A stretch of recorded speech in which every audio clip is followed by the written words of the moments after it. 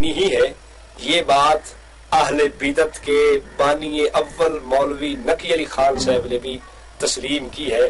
یہ میرے پاس ان کی کتاب موجود ہے الکلام الاوضح. اس الکلام الاوضح کے اندر مولوی نقی علی خان صاحب نے خود اس بات کو لکھا ہے کہ اہل سنت کی خوبی یہ ہے کہ وہ آپس میں ایک دوسرے کی تکفیر نہیں کرتے، اور اہل بدعت کا وتیرہ اور طریقہ یہ ہے کہ وہ ایک دوسرے کی آپس میں تکفیر بھی کرتے ہیں اور لعنت بھی کرتے ہیں. تو سامعین گرامی قدر، ہمارے اکابر اور اسلاف کا جو طرز تھا کہ ایک دوسرے کی تکفیر نہیں کرنی، ایک دوسرے پر لعنت نہیں کرنی، اور اہل بدعت کے اندر یہ جو ایک بہت غلط قسم کا ان کا وصف ہے کہ وہ آپس میں ایک دوسرے کو کفر اور لعنت کی طرف منسوب کرتے رہتے ہیں. تو آج اس دور میں آپ بخوبی سمجھ سکتے ہیں کہ یہ وصف اہل بدعت کا کس کو میسر ہے اور اہل السنت والجماعت کی خوبی کس کو خدا ذوالجلال نے عطا فرمائی ہوئی ہے. تو یقیناً ہم نے کچھ کاوش کی ہے اس موضوع پر.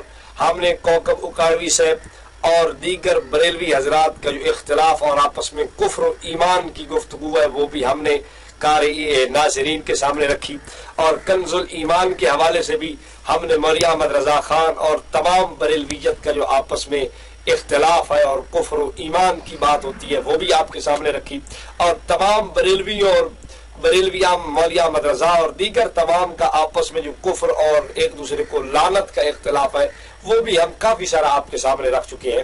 تو بعض لوگ اس پہ ہمیں یہ بھی تانا دیتے ہیں کہ جناب یہ تو کہ اس پر بریلویوں نے تکفیر کی ہے کہ جو گناہ کی نسبت نبی پاک صلی اللہ علیہ وسلم کی طرف کرے. تو بعض حضرات کہہ دیتے ہیں بھائی شیخ الہند کا ترجمہ بھی تو ایسے ہی ہے، فلاں اپنے بزرگ کو بھی تو دیکھو اس کا ترجمہ بھی ایسے ہے.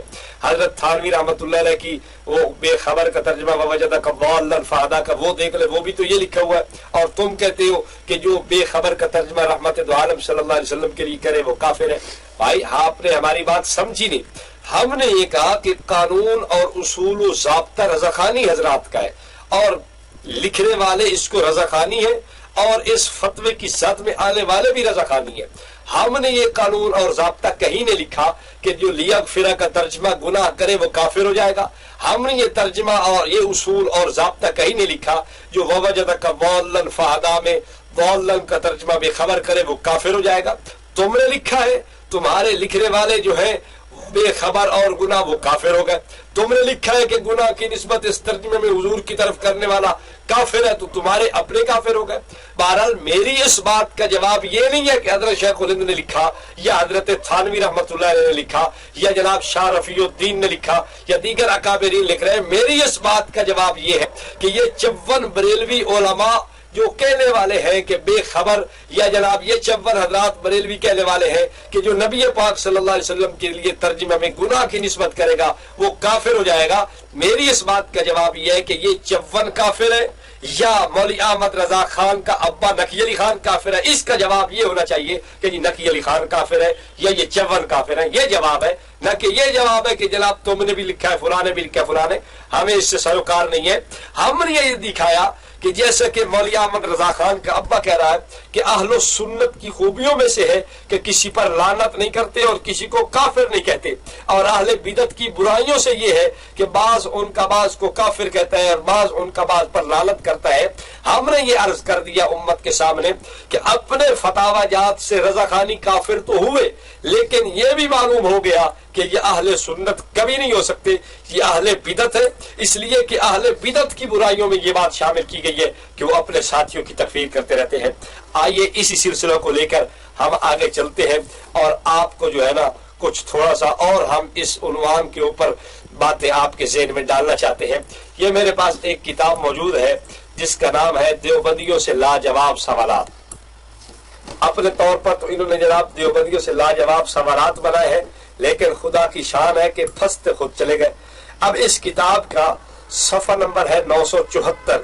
اس 974 صفحے کے اوپر انہوں نے لکھا ہے کہ لکھنے والا ہے سید بادشاہ تبسم بخاری، اور یہ اپنی طرف سے بریلویوں کا بہت بڑا مناظر سمجھا جاتا ہے. یہ لکھتا ہے کہ ما کان و ما یکون ایک محدود زمانے کے علم کا نام ہے.